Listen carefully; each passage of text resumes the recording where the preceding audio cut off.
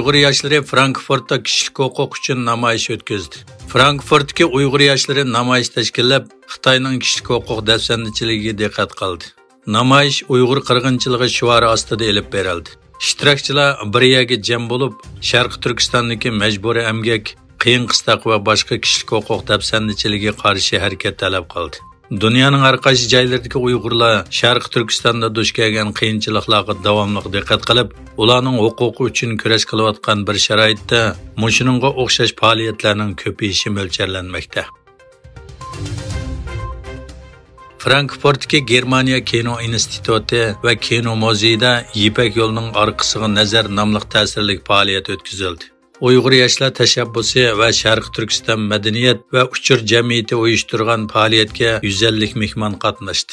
Ishtirokchilar Uyg'ur madaniyati va tarixi haqida shundaqla kunimizda davomlashayotgan kishilik huquq dafsandichiligi haqida tonishga ega qilindi.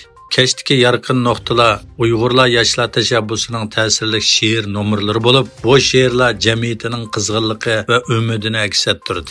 Asma Mamtimin, Sila Noyan, Amina Tursun va Nuriddin Abdujil qatorliq yoshlar ta'sirli so'zlar bilan qatnashuvchilarni ta'sirlantirdi. Bu faoliyat Uyg'urlarni qo'llashni kuchaytiradigan illiqlik va ittifoqlikqa bo'lgan bir faoliyat bo'ldi. Xitoy yer tavrash markazining bayonotiga qaraganda, bugun atdiganda Sharq Turkistonda 5,8 bal yer tavrgan bo'lib, yer tavrash markazi Qizilsuv oblastining Oqchi noyasida ekan. Dastlabki xabarlarga qaraganda, tavrash markazining cho'nqurligi 11 kilometr bo'lib, hozirgacha moddiy ziyon ko'rilmagan. Tunugun o'xshash rayonda 5,3 bal yer tavrgan. Yaqında Xitoyning hukumat doiralari bilan yaqindan moslashib ishlaydigan xususiy hacker shirkatining bir qism hujjatlari oshkorlanib ketgan bo'lib, bu hujjatlar Xitoy hukumatining chet ellardagi tor josusligining qanchalik kengligi va sistemalik ekanligini namoyon qilib bergan. Oshkorlangan hujjatlar Xitoyning Anshun deb ataladigan bir xususiy hakkerlik shirkatiga tava bo'lib, u necha yuz betlik to'xtam, mahsulot tonishtirish e'loni, mahsulot qo'llanmasi, shirkat xaridorlari va shirkat xizmatchilarining tizimligi qatorliqlarni o'z ichiga oladi ekan. Bu hujjatlar Xitoy doiralarining chet ellardagi o'qituvchilarni nazorat qilish, boshqa davlatlarga hakkerlik hujumi qo'zg'ash va Beijingni qo'llaydigan hikoyalarni ijtimoiy aloqa to'rida tashviq qilishda qo'llangan usullarni oshkorlab berib qolmay, bu shirkat yasab chiqqan hakkerlik qurollarining eng asosli nishonlarining chet ellardagi Uyg'urlar, Tibetlar, Hong Kongliklar va ularning tashkilotlari bo'ladiganligini ko'rsatib bergan.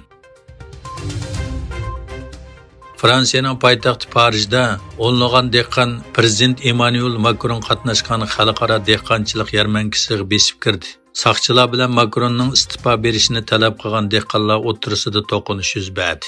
Macron 3 hafta ichida Elysee sarayida dehqonlar birlashmasi vakillari va bu sohadagi boshqa aloqador taraflarni kutib oladiganligini bildirdi. Kanada bilan Italiya Rossiya ishg'oliyati ostidagi Ukraina bilan bexatarlik kelishimi imzoladi. Shunda qilib Kanada va Italiya, Angliya, Germaniya, Fransiya va Daniyaga qo'shildi.